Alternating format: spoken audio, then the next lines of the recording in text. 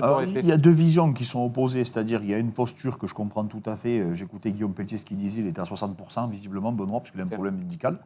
Donc c'est une posture d'être raisonnable, et ça s'entend, il n'y a pas de problème. Moi, Dobronc, franchement, je le trouve ultra compliqué, comme il dit Big John. Je rappelle qu'il s'est quand même relevé avec Makachev sur lui, Dobronc, il s'enroule en clé de jambe, et derrière, il prend la demi-garde profonde, il remonte en body lock, donc il peut se relever contre tout le monde. Il s'est relevé avec Tsaroukian, enfin, c'est un mec compliqué, qui frappe très fort des deux mains.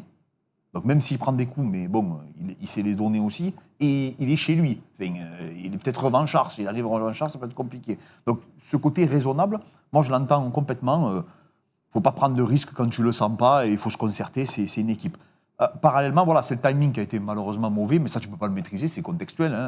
On ne savait pas que Fiziev allait se blesser, on ne savait pas que l'entraîneur de Dobronc allait afficher Moïcano, BSD, et le grand gagnant du coup de ce coup-ci, c'est Gamrot. Parce que c'est lui qui passe pour le God of War, c'est lui, ce coup-ci. Parce qu'en fait, ils ont barré Moïcano, ils ont barré BSD. Et après, du coup, ça a fait tous les Brésiliens, ils ont commenté, se sont régalés. Surtout qu'en plus, ils attendaient que ça. Donc voilà, donc, je comprends les deux postures. Je comprends que les entraîneurs et le coin de Dobronc, ça le frustre. Parce que lui, on entend parler de lui dans des interviews. Donc ça te vexe. Mais je comprends aussi que peut-être Benoît, au moment où il a dit, il n'était peut-être pas aussi diminué. Et qu'après, quand il a fait des tests, il s'est dit, ah ben non, finalement, je ne peux pas y aller. C'est trop compliqué. Moi, Moïcano, je ne comprends pas pourquoi il a parlé non plus. Moïcano, il est sorti de nulle part, il a parlé. À la fin, il dit non. Donc c'est incompréhensible. Sachant que Moïcano n'ira plus à la ceinture, on ne va pas se mentir. Il va être champion, Moïcano, aujourd'hui.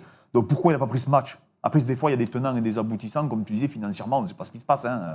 Et du coup, le grand gagnant de ça, c'est Gamrot. Moi, je dis les deux positions sont louables. Je comprends les gens qui râlent, qui disent qu'ils n'avaient qu'à pas parler tous les deux. Mais je comprends aussi le camp de la raison. Il reste sur 2 victoires, Benoît. On veut tous son bien. Donc prendre un Dobronc, même si c'est préparé pour un striker, mais je ne pense pas qu'il ait peur des lutteurs. Tu vois, vu le niveau qu'il a et les sparring qu'il a au sol, il n'a pas peur de ça. Donc les deux sont louables et je trouve que c'est plutôt raisonnable. Et d'un côté, ça, comment on appelle ça, ça permet de souffler, de prendre du temps pour lui, de travailler avec Nico, de travailler tous ensemble pour un futur adversaire.